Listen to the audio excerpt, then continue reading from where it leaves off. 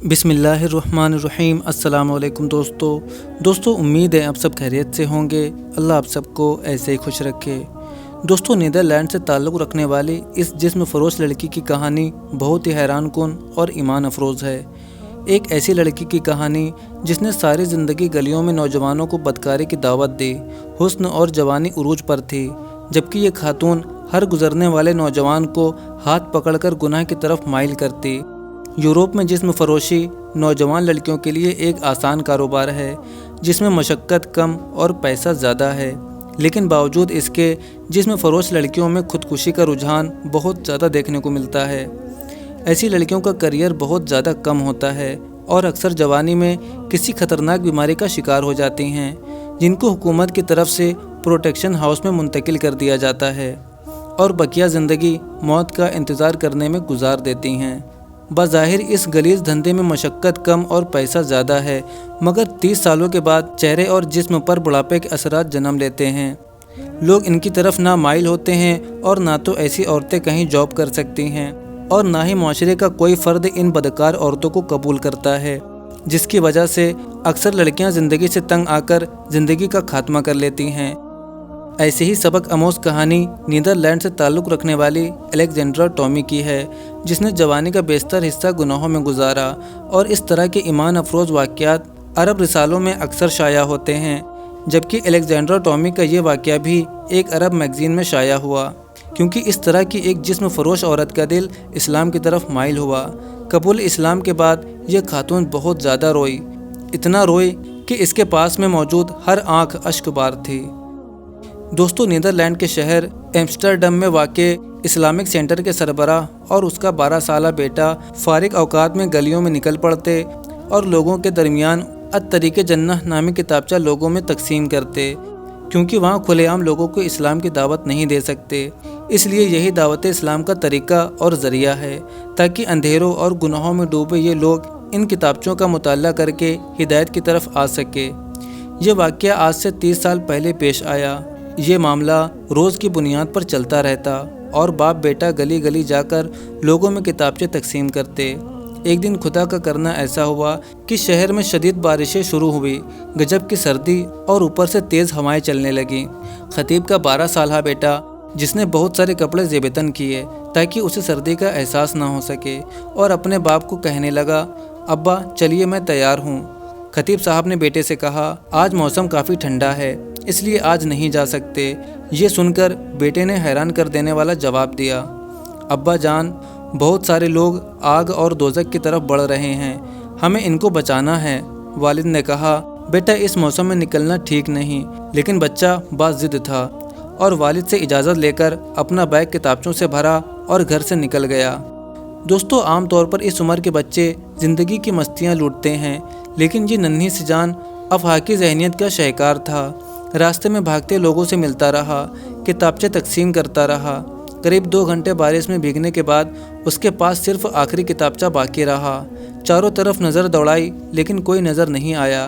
یہ بچہ قریب کے ایک چھوٹے سے گھر کی طرف بڑھا، سوچا کوئی ہوگا تو آخری کتابچہ اسے دے دے گا۔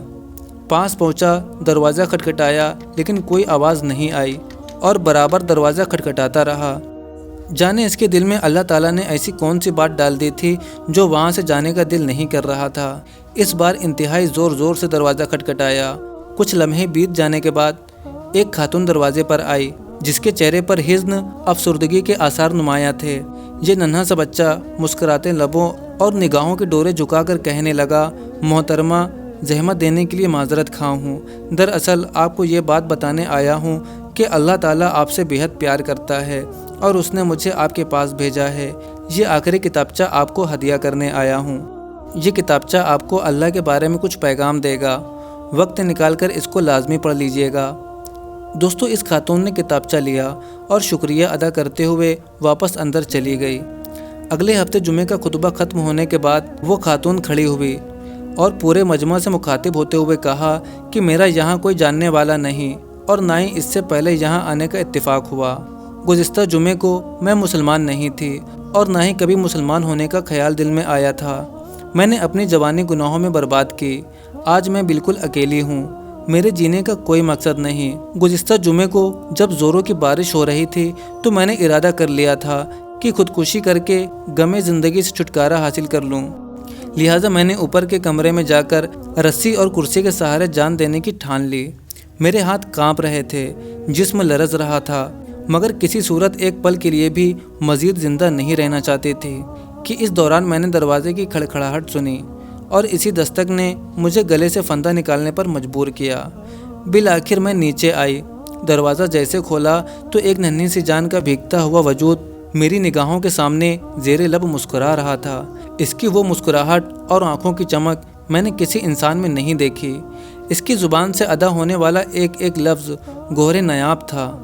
میرے قلب و جگر کی تختیوں پر اس کے الفاظ نقش ہونے لگے۔ یوں لگا کہ اب میرے مردہ دل کو کسی نے زندگی کی سوغات عطا کر دی۔ خاص کر اس بچے کا یہ کہنا کہ محترمہ، میں آپ کو یہ پیغام دینے آیا ہوں کہ اللہ تعالیٰ آپ سے بہت پیار کرتا ہے اور آپ کا خیال رکھتا ہے۔ پھر اس نے مجھے ایک کتابچہ الطریق جنہ جو کہ اس نے میرے ہاتھ میں دیا۔ اس کے بعد جو کتاب کو پڑھنا شروع کیا، آنسوؤں سے میری آنکھیں ڈبڈبا گئیں۔ میرے اندر ایک انقلاب برپا ہو چکا تھا۔ میں جان گئی تھی کہ اللہ تعالیٰ واقعی مجھ سے پیار کرتا ہے۔ میں نے کرسی اور فندہ پھینک دیا کیونکہ اب مجھے سہارا مل چکا تھا۔ اب مجھے زندگی کی قیمت سمجھ آ چکی تھی۔ آج میں خود کو انتہائی خوش قسمت تصور کرتی ہوں کہ میں نے اپنے مالک حقیقی کو پہچان لیا۔ اس کتاب پر دیے گئے ایڈریس کی وجہ سے یہاں تک پہنچ سکی ہوں۔ میں آپ کا شکریہ ادا کرنے کے لیے یہاں آئی ہوں۔ میں اس چھوٹے فرشتے کا شکریہ ادا کرنا چاہتی ہوں جو مسیحا بن کر مجھے جہنم کے دہانے سے بچا لایا۔ دوستو، اس عورت کا یہ واقعہ سن کر مسجد میں چاروں جانب آنکھیں اشک بار تھیں۔ تکبیرات کی صداؤں سے پوری مسجد گونج اٹھی۔ امام صاحب جو اس ننھے سے فرشتے کے والد تھے، ممبر سے اتر کر پہلی صف میں موجود اپنے لگتے جگر بیٹے سے چمٹ گئے اور کافی دیر تک روتے رہے۔ مسجد میں موجود ہر فرد کی آنکھوں میں آنسو جاری تھے۔